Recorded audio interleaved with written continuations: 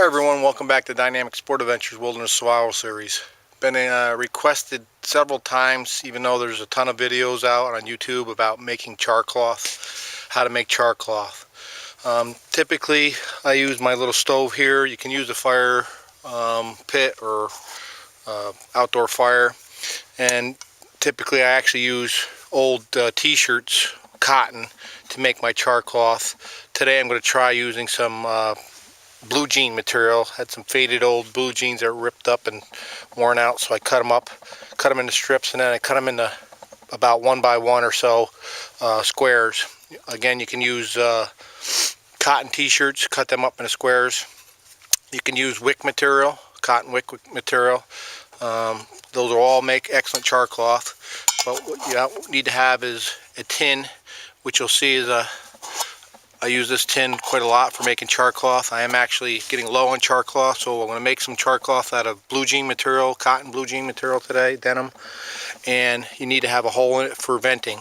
So basically all you're going to do is take your cotton, or your, for today's purpose, blue jean material, and those squares I cut up, and we're going to put them inside the tin canister, again with that vent hole.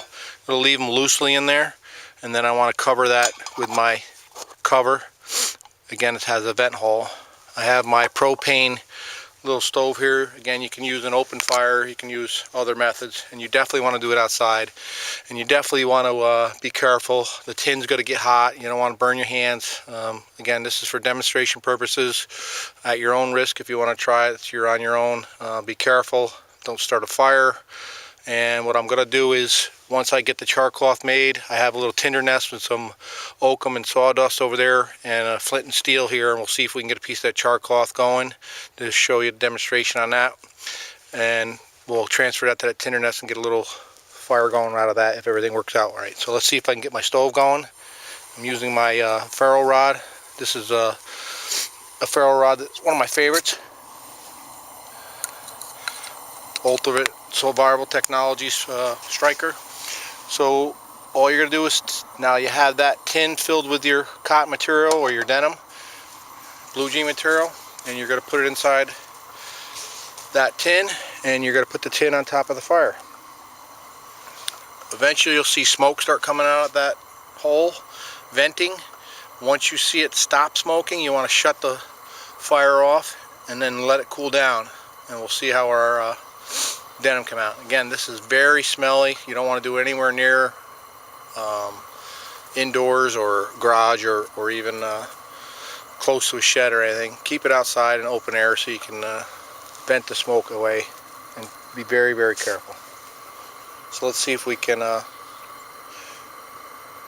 see how long this will take actually. So it's starting to smoke, and what happens is there's not a lot of oxygen inside there, so it's the denim or the cotton will burn into a cloth. I'm going to turn it down a little bit.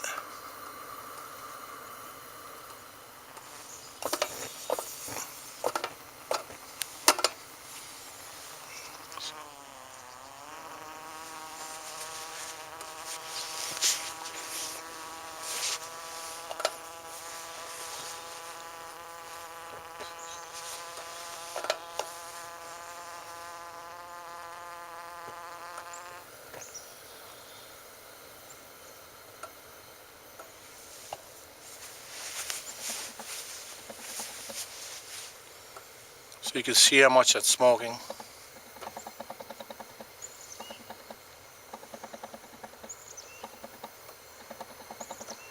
As soon as you stop seeing a lot of smoke come out, that's when you want to stop. That's when usually the char cloth is prepared correctly.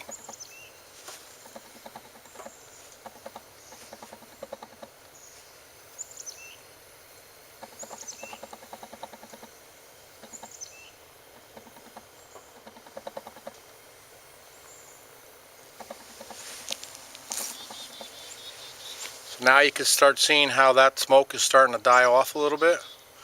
I'm going to let it go for just a little bit longer. Now you see hardly any smoke coming out at all. So then I'm going to shut my fire off now. let that cool a little bit so I don't burn my hand. I do have my leather gloves on today just so I can handle it a little bit quicker. Could also set that in the snow, let that cool off a little bit.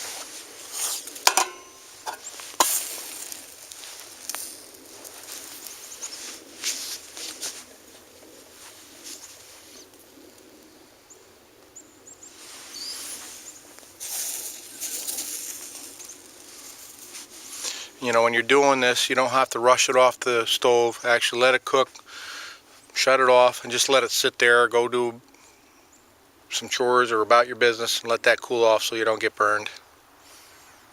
I'm just trying to expedite this video a little bit today so you can see the process a little bit quicker.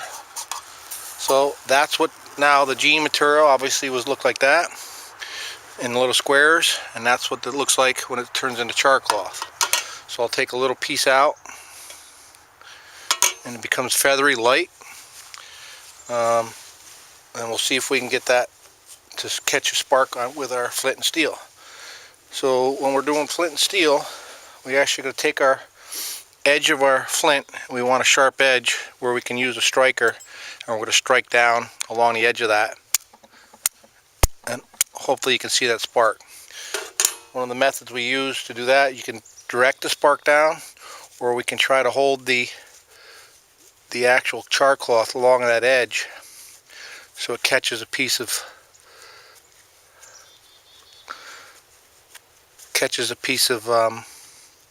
spark once we're striking it with our flint. So let's see if we can catch it. And it doesn't take much if the char cloth is prepared correctly.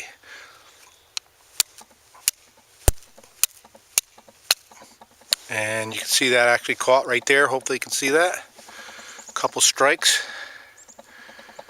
Char cloth is very forgiving, and hopefully you can see that burning. Transfer that over into my tinder nest.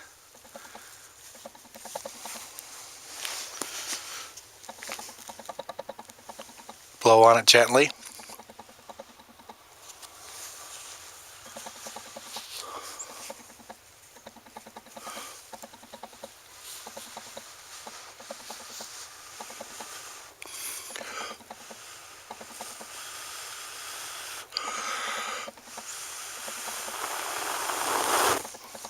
And there you have a fire. That's how to make char cloth and then use it with flint and steel.